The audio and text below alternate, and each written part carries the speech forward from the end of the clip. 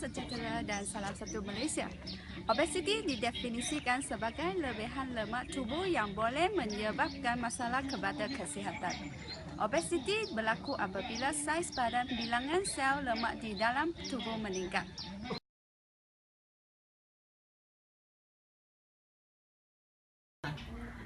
Obesiti merupakan satu penyakit kronik yang boleh menyebabkan pelbagai penyakit. Contohnya diabetes, darah tinggi, penyakit jantung, kegagalan sistem pernafasan dan perkumuhan, kanser dan sebagainya.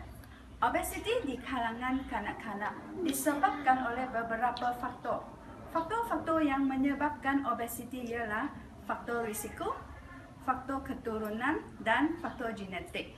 Faktor aktiviti fizikal, faktor pengambilan makanan dengan kadar yang banyak, masalah hormon, pengambilan ubatan atau rawatan dan sebagainya. Faktor risiko biasanya pada penyakit kardiovaskular, lebihan berat badan dan obesiti merupakan faktor premier bagi penyakit koronari, jantung dan bersama faktor risiko lain yang telah dibuktikan sebagai diabetes, hiperkolesterolemia atau kekurangan tahap lipoprotein kepatatan tinggi. Lebihan berat badan dan obesiti juga merupakan hubungan dengan penyakit diabetes.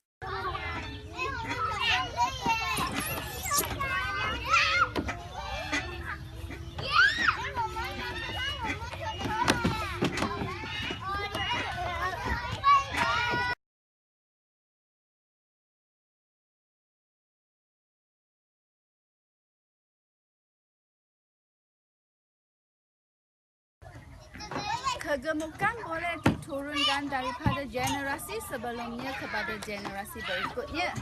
Itulah sebabnya kita sering kali menemui ibu bapa yang gemuk cenderung memilih anak-anak yang gemuk juga. Hal ini demikian kerana pada ketika ibu obesiti sedang hamil, maka unsur sel lemak yang berjumlah besar dan melebihi ukuran normal secara otomatik akan diturunkan kepada bayi dalam kandungannya. Tanda-tanda awal yang boleh menyebabkan seseorang itu menjadi obes boleh dilihat semula semasa di peringkat kanak-kanak lagi. Mereka dilahirkan obes dan membesar sebagai kanak-kanak obes berhadapan dengan risiko untuk mempunyai berat badan berlebih apabila dewasa kelak. Apabila kanak-kanak itu mengambil makanan yang lemak, maka sel-sel itu membesar dan menyimpan lemak itu semula dan akan menjadi obes.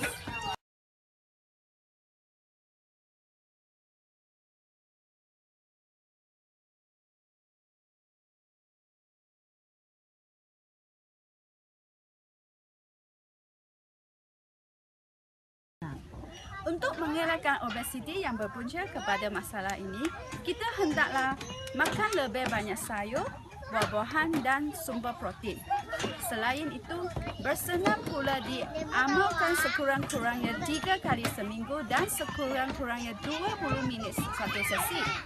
Bersenam dapat melancarkan perjalanan darah organ badan daripada menerima oksigen dengan mencukupi dan dapat menjalankan fungsi dengan baik. Secara kesimpulannya, masalah obesiti hendaklah diatasi untuk mengelakkan perkara buruk yang timbul sebagai akibatnya.